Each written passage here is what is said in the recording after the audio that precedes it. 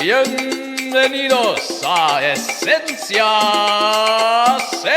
Sensuales.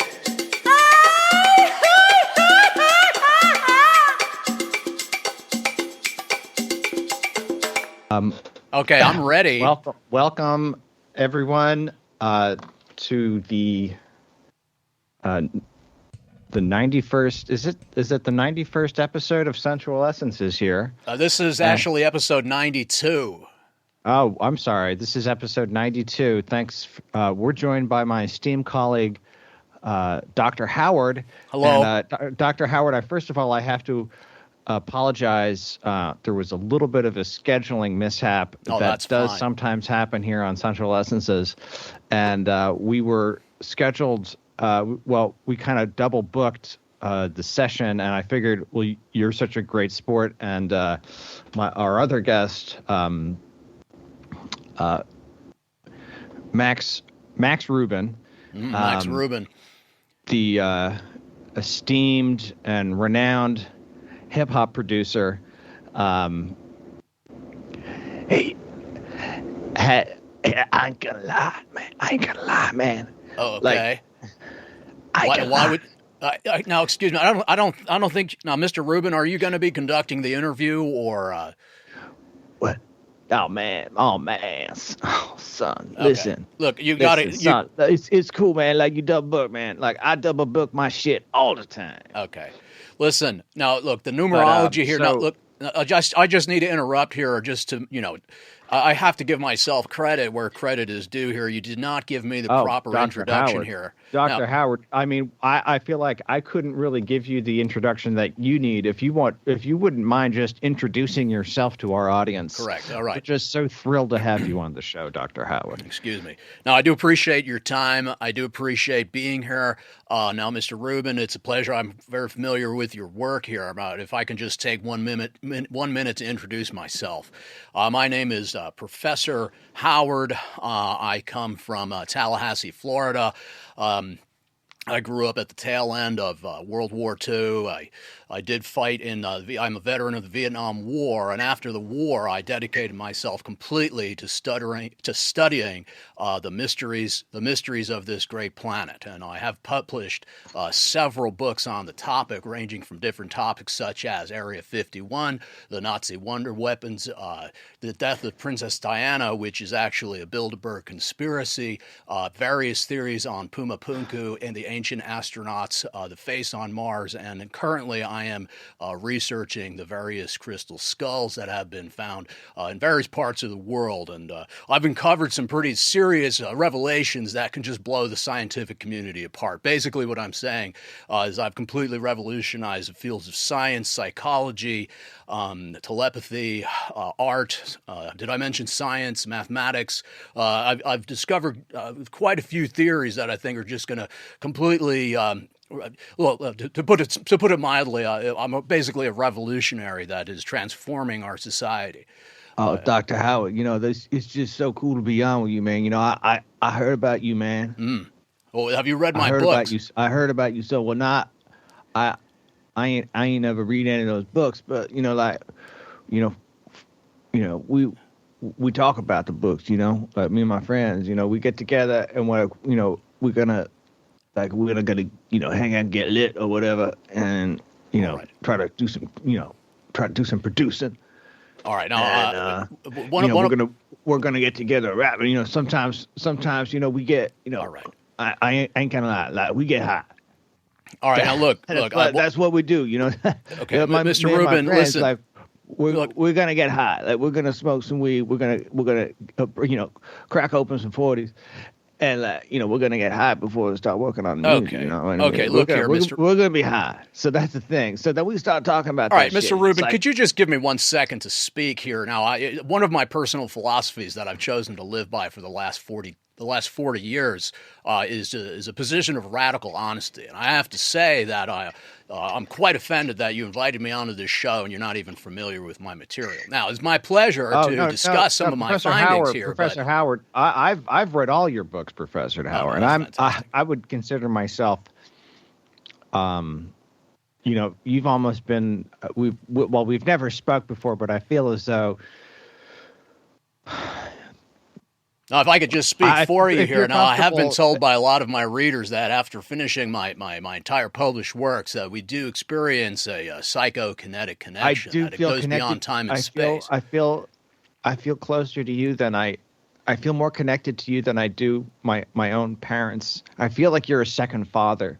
Oh, I get that a lot. I get that a lot. And typically it comes from my research in the crop circle phenomenon. Now, this phenomenon emerged in England several decades ago. And there are people out there who say that these crop circles are just hoaxes. They're promulgated by kids and other people that have nothing better to do. They get a string and some sticks, and they just stomp down the crops in the field. Now, if you read my research, it's an in-depth, scholarly, a highly rigorous set of research that I've conducted on over 10,000 crop circles in the last 30 years, and we've discovered some incredible anomalous features that's common to every single crop circle. Now, if you're going to tell me that this is this is conspiracy that's just thought up by some meddling kids, well, I'm afraid you're going to be in for a shock, because the numbers 7 and pi continue to rise after doing a detailed research upon these crop circles, and I have to say that a lot of these things are connected together,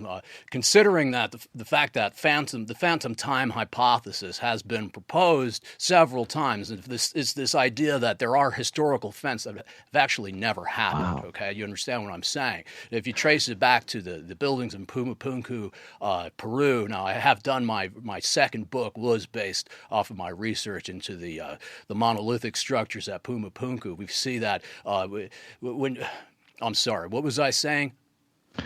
Oh, that's what I'm talking about. See, How? You mind if I call you Howie? What? Yeah, that's cool, right? You could call me Professor Howard. Thank you very much. Okay, Mr. Howard. So listen, son. So I forget what I'm talking about all the time, right? Because it's. Okay. Now, I think we were discussing Joseph Stalin's human-ape hybrid program that was uncovered in the 50s. Oh, man. Ape? Are you talking about some kind of ape shit? What are you talking about? No, listen. It was so Stalin and his cronies, they were trying to develop a superhuman soldier, and they decided that it would be beneficial to the Soviet Union if they can have a breakthrough. Excuse me, I was in the middle of telling you about Stalin's human-ape hybrids. Now, we cracked the lid on this several years ago, and I did talk about it in my book, Stalin's human-ape hybrids. And what we found is that they actually were quite successful, and they created a whole platoon of super soldiers that were 8 feet tall and had the strength of a gorilla. Now, I can discuss it further here now, but I did want to take it back to the face on Mars. Are you familiar with the humanoid face on Mars? Oh, see, Howard. So my second record that I produced with ZJ,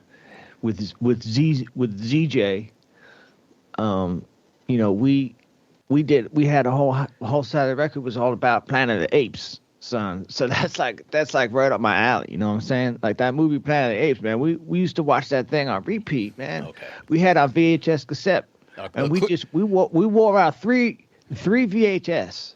I don't know how many times you're gonna watch it. We watched that thing 100 times or 1,000 times. I don't even know, but we knew everything about that movie, man, back in the day. All right, Mr. Rueben, what I would recommend. That was my second record. Half of that record was all about Planet of the Apes. Okay, now, Mr. Rueben, and the other half was all about fast cars and shit. But half of it was Planet of the Apes. Mr. Rueben, are you aware that the whole entire premise of the Planet of the Apes series was a psyop that was created by the CIA to make humans doubt their own humanity? It does go back to the fact that the CIA is run by the Anunnaki. Now, the Anunnaki are a group of alien entities. They take the form of beings created entirely out of energy. Now, shit. Now, I'm not actually. This might sound fantastical, but what I've discovered is that you can commune with the Anunnaki if you have achieved a certain level of research. You guys don't mind if I smoke, do you? You want to hear all this? I do have an allergy. All right, now I do have an allergy to various forms of smoke that I discovered. Okay. Oh, that's some strong shit. All right, can we open a window in here or something? Mr. Rueben, I'm going to ask you to extinguish that. I have a. Yo, you want to hit on that, Howie? Now, okay, I'm not sure if we're going to be able to further this interview here. Now, I am a very, very busy man. I was invited to do a lecture tour. Hey, guys, listen. My apologies to have, two men on the podcast at the same time that really, you guys deserve your own interview each. So I'm really sorry about the scheduling issue, Professor Howard. That's fine. Now, look, I really wanted to just jump ahead here because I'm just starting my preliminary research on the Antikythera mechanism. Now, this was a mechanical computer that was in fact invented by the ancient Greeks over 3,000 years ago. We found that the wreckage of this around the island of Antikythera a few decades ago, and it was just an astonishing discovery that just blew the lid on the scientific community. The fact that the ancient Greeks were capable of machining, creating, conceptualizing of such a finely tuned mechanism that was able not only to predict solar and lunar eclipses, but could in fact it could predict lunar eclipses and solar eclipses. Now they're keeping the most important pieces of this. Why are those dates important? I mean, why would that be important to those people? Well, you got to put yourself in the mindset of an ancient Greek, because their entire lives were based around the Olympic Games and various other times of the year. And if you miscalculated that, then you wouldn't be able to plant your crops. You wouldn't be able to go to visit the Olympic Games. And of course, they were communing with the Anunnaki even back then. This was common knowledge. And I was about to say that they have kept in secret various pieces of the Antikythera mechanism in Area 51. Now, I do have inside intelligence. Yo, Howard. So listen. One of my aunts, like, I swear to God, like, she was like an alien. You know what I'm saying? Like, you got some of those relatives in your family that go way back, right? Oh, yes, definitely. And she was from, I think her family was from North Carolina. But the thing was, man, she was so out, man. And so she was always like saying all this weird shit, and we just all figured she was some kind of alien or some shit. Oh, definitely. She didn't look like anybody else in the family, right? Yes. Now, see what you're touching upon here. Do you think she was one of those Anunnaki? Oh, she could have definitely been either one of the reptoids, the Anunnaki, the Gray. Now, there is sort of a... The gray aliens, of course, they've been popularized by the book that came out in the 1970s called Communion, which is meant to be a true account of encounters with the gray aliens. But I also wanted to bring up that there are lesser-known alien entities that are living among us. Some of them are they look like very tall, beautiful Scandinavian people. All right, now does your aunt happen to look like a very tall, beautiful, blue-eyed, blonde-haired Scandinavian person? No. She was short and she was dark-skinned, and she was overweight, man. She always was overweight, even when she was a kid. Now that doesn't rule. She always was fat. And I understand that doesn't rule anything out. Now these creatures, these entities, are highly intelligent, capable of changing their forms at will. She was one thick, stocky woman. Mm-hmm. And I definitely would concur with you that she was not of this world. She was not of this world. Now, I just wanted to bring up that the reptoids... That's some freaky shit. I know it can be a bit disconcerting, but when you've spent enough time living in this research like I have, and it becomes more and more clear how impactful this is on our society currently. Now, going back to the 1943 Philadelphia experiment, now you brought up that you're from North Carolina, is that correct? Now, given the proximity to Philadelphia, so basically what the U.S. military has done is they created a machine that would warp time and space, and it cost the lives of several seamen that were part of the U.S. Navy at that time. But of course, this is highly secretive information. Now, it does connect back to the Bohemian Grove conspiracy. Now, a lot of people will poo-poo this because they think that these sorts of things don't exist, but I assure you, I do have inside sources, and I have attended a meeting at the Bohemian Grove myself, I dare say, in disguise. And what I saw there would curl even your greasy hair. Okay? Now, don't get me wrong. Who you call greasy, motherfucker? Well, it's a metaphor. It's a figure of speech. I heard it on Harry Potter. Are you a fan of Harry Potter? You see, J.K. Rowling. Yeah. I am a fan of Harry Potter. See, J.K. Rowling, she's actually a member of the Bohemian Yeah. Grove Society. She's in on That's this. right. And That's right. They're programming our language and our That's thinking, right, son. right, to cover up and to make way for the reptilian overlords who if I can speak freely here, they're responsible for the death of Princess Diana. Oh, see that Harry Potter shit, man. That is programming. They're programming. That's right. That's right. They're trying to get you in, get you in on it when you're just a kid, man. So you start to get your fucking brain on fucking program, right? That's right. They're turning our brains to mush. What I call it is you come out of the education system, what I say is you're part of the educated stupid. Basically, they're going to teach you how not to think, right? It's the opposite of scholarly That's what I'm always education. telling my cousin. I'm always telling my cousin, why you bothering going to school? That's right. They're just brainwashing you. Now, if you come out of that system, you're gonna believe anything that our reptilian overlords tell you. They can tell you that that we're disconnected from nature, that we need to eat processed foods, and basically, you're never going to believe this, but I did spend some time in Mongolia, and have you ever heard of the Olgoi Korkoi? It's the Mongolian death worm. Okay, now see that this is the Anunnaki's No, I never heard way. of that shit. Now listen, it's the Anunnaki who put these giant killer worms in the Mongolian desert. And what's going to happen is they're breeding, they're multiplying, and when the Anunnaki find that we are thoroughly enough complacent, they're going to release these worms upon the population at large, and that will be what the ancient Icelandics called Ragnarok. Have you heard of Ragnarok? No, I never heard of that shit, Howard, but you keep talking, man. Right. So, but I just, I was gonna tell you about my. See, I had this other cousin, right, and we always call him crazy cuz, man, I think he was another one of those alien motherfuckers. Oh, most definitely. Now, you see, you're very perceptive. You're a very perceptive person. If you're able to see past the veil of glamour that the Anunnaki, the reptilians do put up. He was always telling everybody else in the family, like you don't eat the barbecue, don't eat that food, only eat, and he would only eat he would say he was only eating vegetables and shit, but man, we'd go out to McDonald's, man, we go out to Burger King, and he'd have all that.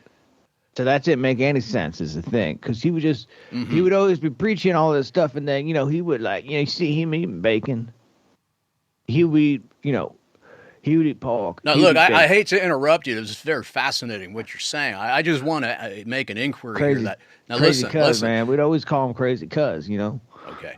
Now, it is well known in the circles that I work in that the reptilians and the Anunnaki both have a craving for calcium. Okay, they require calcium. They're actually calcium-based life forms. Now, did you ever find that your cousin, you just see him eating eggshells or bones, anything like that? Perhaps taking bites, just licking rocks, different things like that. Because that is a dead giveaway. That is a dead giveaway that what you're dealing with is not actually a human. Okay. Now, one time we caught him, and he was trying to. He went around the block, and he picked up all the cigarette butts, and then he was trying to get a couple puffs out of the cigarette butts, and I said, "Cuz, what on earth are you doing with that garbage and putting it in your mouth?" And he said, "No, I'm trying to get a couple puffs out of these cigarettes." And I said, "You don't know where the fuck that's been." And he said, "I don't care." Listen, hey. I said, "What are you doing? What kind? Who?" Now, look, I'm trying to play ball here. I entered into this interview in good faith. All right. Now, what you're doing here is you're clearly this some sort of subterfuge. Now, I'm beginning to believe that you're part of the conspiracy and you don't want this information getting out. Now, you're speaking the language of the educated stupid. Now, I hate to be forward like this, but clearly, who you calling stupid, motherfucker? Now, look, sir. I came here to talk about my research. Okay, I came here to talk about Nostradamus. I came here to talk about ghost hunting. And we've been letting you blab your whole mouth the whole time. All right.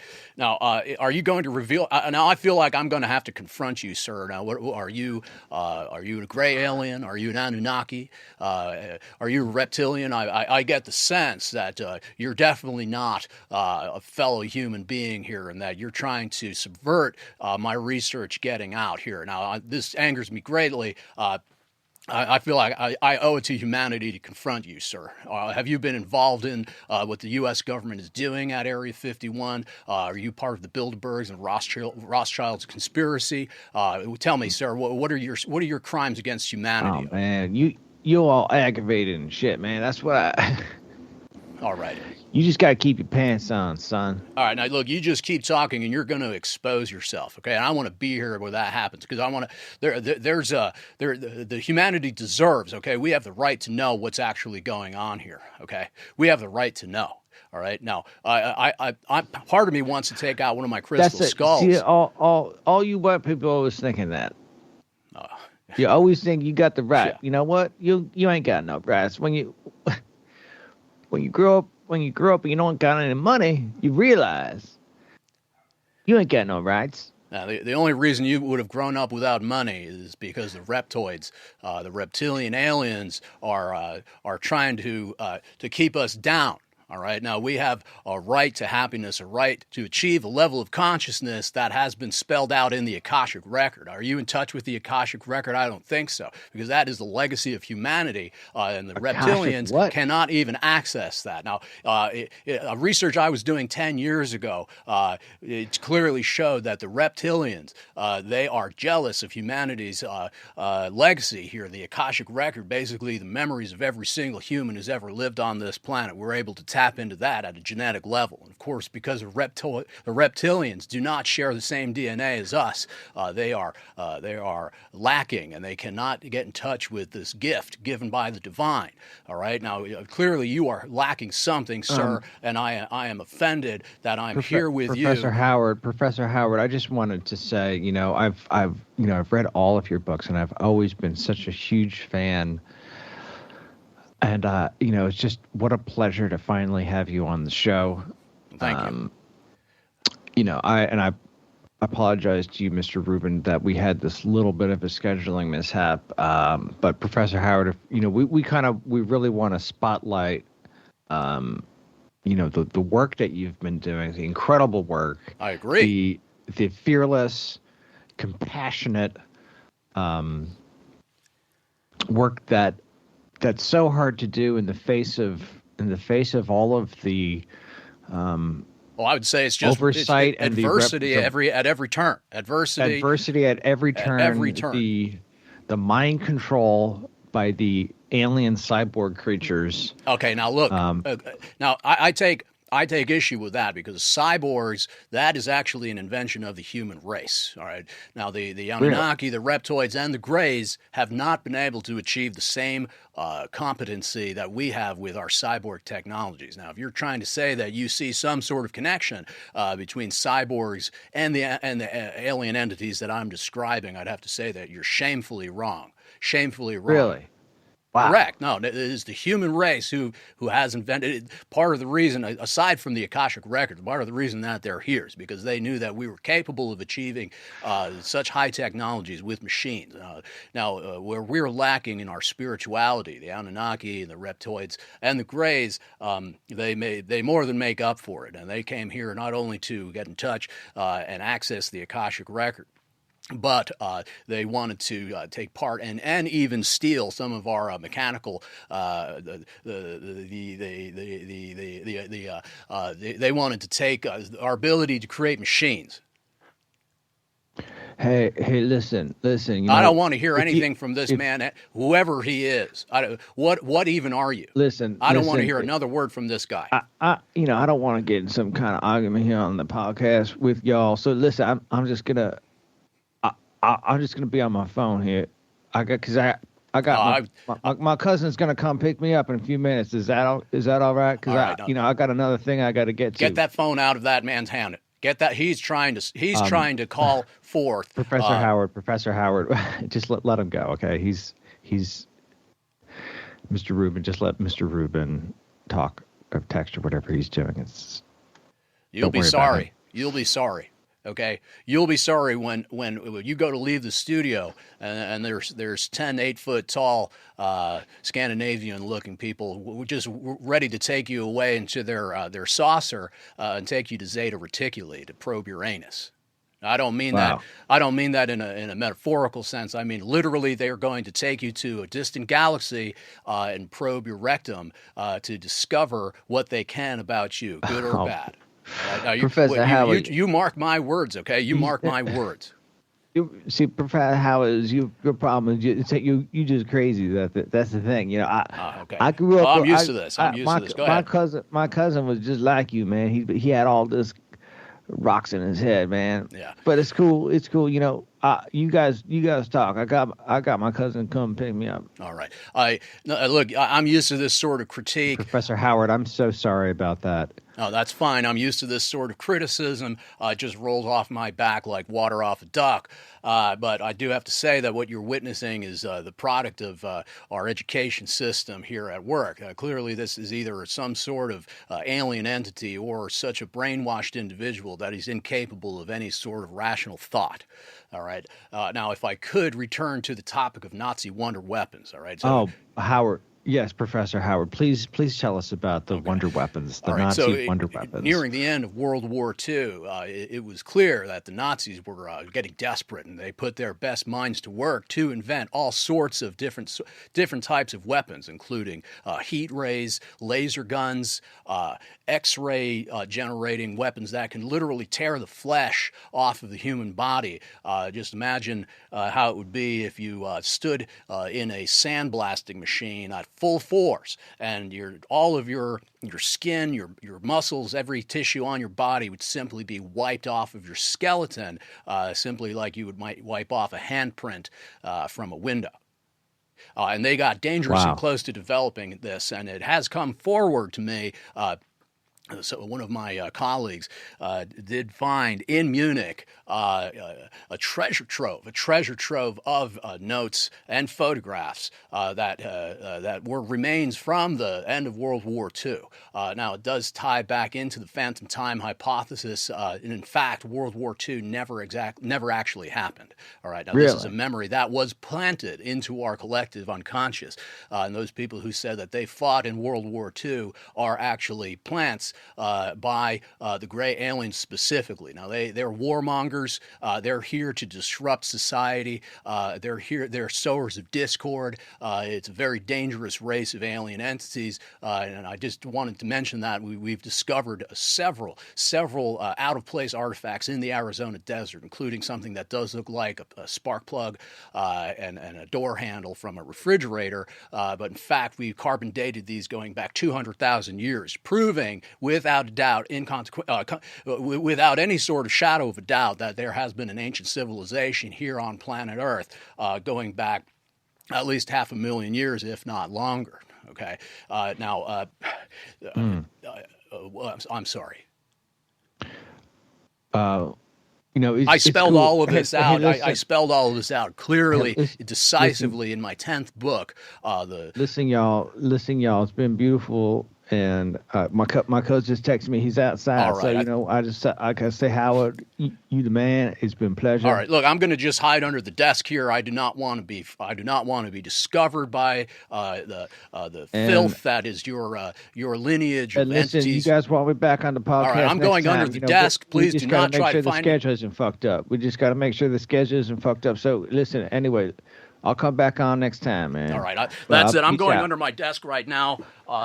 Just let me know when they're gone. Professor Howard, Mr. Rueben he left. He left the room. It's okay. You can come out now, Professor Howard. I believe it's probably safer down here. I prefer to wait here for at least another 10 to 15 minutes.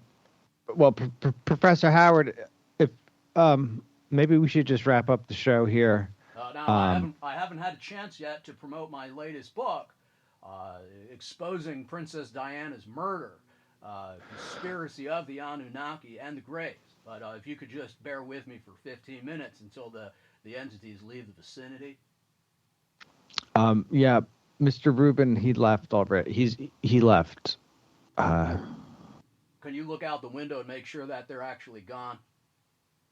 Yeah, I can't see that side of the building from this window, but I don't know why he would be standing there.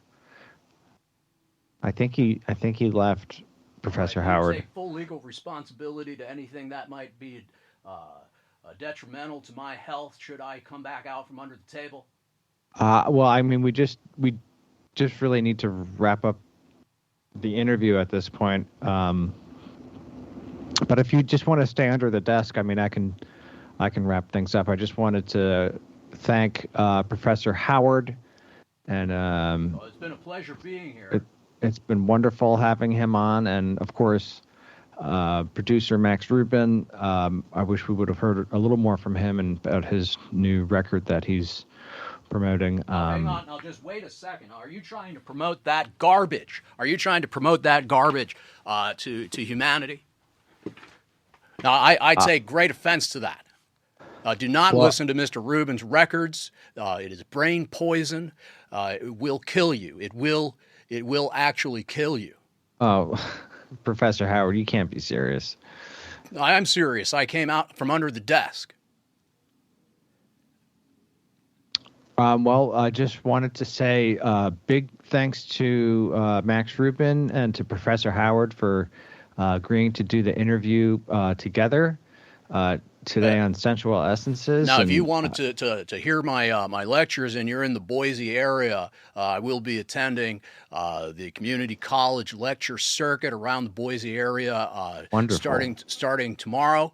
I will be. It is marketed as welding techniques, machining techniques, but after the technical side of the program, I will be speaking about the various topics that I have brought up here. Wonderful, wonderful. Thank you again, Professor Howard, for coming on the show. And if you're in the Boise area and you've signed up for any welding classes, just look forward to also getting to hear a little bit in person from Professor Howard about all of the wonderful things that he's bringing. I will be bringing books for you to get a personally autographed copy, and I do have my collection of crystal skulls that will be available for viewing, but I do advise that you stay at least 10 feet away. Professor Howard, you've got so much to say. We'd love to have you back on another time. Excellent. It would be my pleasure. Thank you for your time. Don't forget, next year, the